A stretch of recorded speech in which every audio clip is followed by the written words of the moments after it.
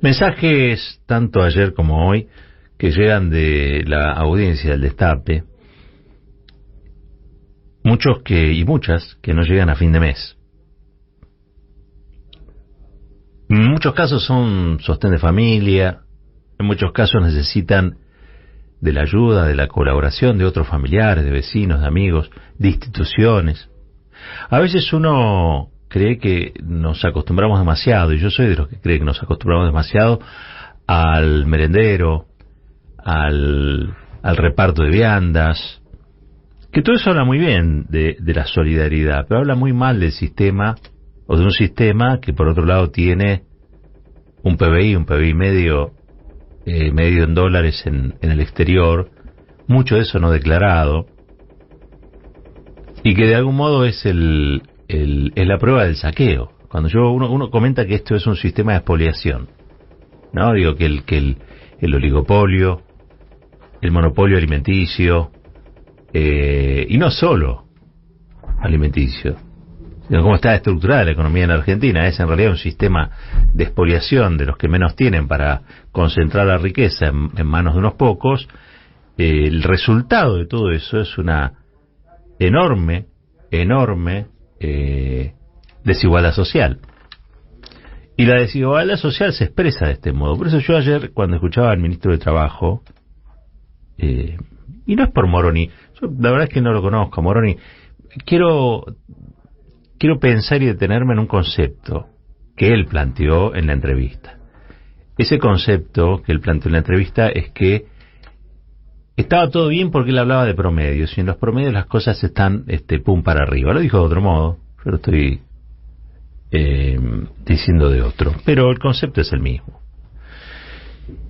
Y este berretín de trabajar con los promedios no es otra cosa que enamorarse del Excel, de la estadística. Pero esto lo sabe cualquiera que se detenga un minuto a pensar que detrás de esos números, detrás de estadística, detrás de esas planillas, hay personas. Y el promedio siempre es una mentira para tranquilizar nuestras conciencias. En el promedio estaríamos bien. En el promedio el salario estaría 2 o 3 puntos ganándole la inflación. Yo les digo que en los últimos 3 meses, por ejemplo, hubo un 17% de inflación en alimentos. 17% de inflación en alimentos. Después iremos al promedio y quizá la inflación ha sido menor, pero en alimentos fue alta. Ahora, ¿en qué gasta la mayoría de la gente? En alimentos. Entonces, en aquello que la gente gasta más han aumentado las cosas. Por lo tanto, la percepción ya no es una percepción, es una realidad. Y esa realidad dice que la gente no llega a fin de mes. Yo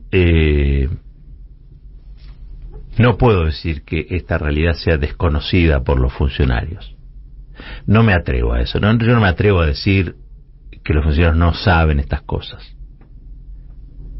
Sí es cierto que a veces pensar en los promedios ayuda a descansar a la noche. Cuando uno llega y se acuesta y pone la cabeza en la almohada, dice, bueno, en el promedio, la gente el año pasado tuvo 3 o 4 puntitos por arriba de la inflación. En el promedio. Ahora, insisto, el promedio es una mentira. Los que tuvieron 3 o 4 puntitos por arriba de la inflación son los sindicatos conveniados, los gremios conveniados, los más grandes, que tienen capacidad de negociación, pero la gran mayoría de la gente no tiene esas cosas. Por lo tanto, el promedio encubre una realidad. Y esa es la realidad que hay que atacar, que un país que tiene alimentos para alimentar 12 veces su población no pueda hoy garantizar, producto del precio de esos alimentos, que la gente llegue a fin de mes. Por lo tanto, yo creo que el concepto tiene que salir de esa idea del promedio, porque el promedio no solamente es mediocre, sino que el promedio no solamente es falaz, sino que no permite ver cuál es el problema. Y el problema es que nosotros tenemos que pensar de otro modo. Y la manera en la que hay que pensar la realidad, no que nos toca, la realidad que supimos construir, ¿no? Porque entre lo que construyó Cristina, la destrucción de Macri, bueno, lo que tenemos es esto, es este paisaje, lo que pasó con la pandemia, lo que pasó, o lo que está pasando ahora mismo con la guerra, con la inflación en el mundo. Es que lo que debe regir los actos es un concepto que no hable de promedio, sino que el objetivo es con la gente adentro, con todos adentro, con todas adentro. Si quieren le digo con todes adentro. Se levanta la mañana el funcionario, la funcionaria, y tiene eso en la cabeza. Si no, no funciona. Si no, nos quedamos adormecidos, aletargados, y nos conformamos con los promedios. Y conformarse con los promedios es una fea manera de ser conservador. Es verdad. ¿Y de qué otra manera se puede hacer? Seguramente dirá alguno. Bueno, quizá no darle tanta preponderancia en el análisis a los promedios e ir más a la calle, a ir a buscar un viento que aclare, ¿no? Como ese viento sur, que a veces sopla y despeja. Bueno, un viento que aclare. Caminen en la calle y vean cuál es la situación. Yo decía que había un paisaje muy parecido al del año 2002, y dije y aclaré que era solamente el paisaje. No es el mismo país, no son las mismas condiciones. Pero en aquel tiempo, en el año 2002, había también unas impresionantes manifestaciones piqueteras. Yo me acuerdo de Eduardo Feynman, me acuerdo a Laje, me acuerdo de Daniel Haddad, a todos ellos reclamando represión, palos, diciendo que detrás de las organizaciones piqueteras estaba la FARC, las Fuerzas Armadas Revolucionarias de Colombia, la guerrilla, Sendero Luminoso. Todo el día estaban con eso, todo el día. Esa fue la previa a los asesinatos de Costecchi y Santillán sobre el frente, sobre el puente Pueyrredón, ¿no? Digo, para ubicarnos en época. Situación que precipitó la salida de Eduardo Duhalde del gobierno, porque siempre se habla de Duhalde y se olvida, o se matiza, o no se recuerda ese episodio de la historia. Se tuvo que ir por reprimir la protesta social. Represión que derivó en 2 asesinatos. Por eso decía, la situación no es la misma. Pero aquellos que se movilizaban, no se movilizaban porque eran atizados por la FARC o por Sendero Luminoso. Se movilizaban porque tenían hambre.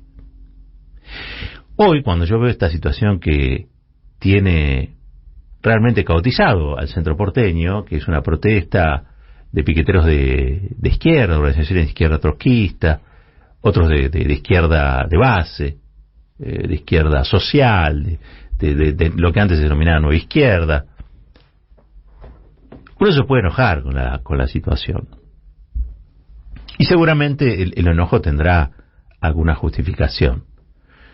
Otro puede decir, esto es parte de una estrategia. Ayer hablamos con un funcionario que nos decía, esto es parte de una estrategia, el bloque piquetero ya decidió, es un plan de lucha.